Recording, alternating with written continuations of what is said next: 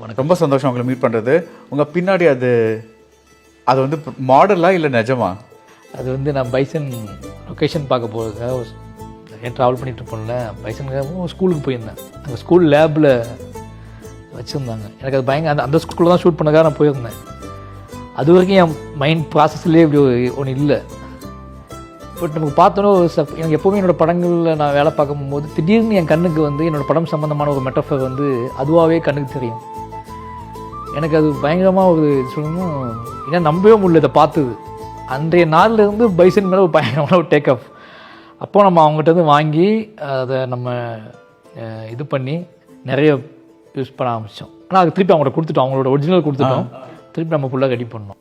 இது வந்து ஒரு தயாரிச்ச ஒரு இது. ஸோ இப்போ மறக்கவே நினைக்கிறேன் நீங்கள் எழுதின ஹாலிடேஸ்னாலே அது நம்ம ஜிடி ஹாலிடேஸ் தான், south India's number 1 travel brand.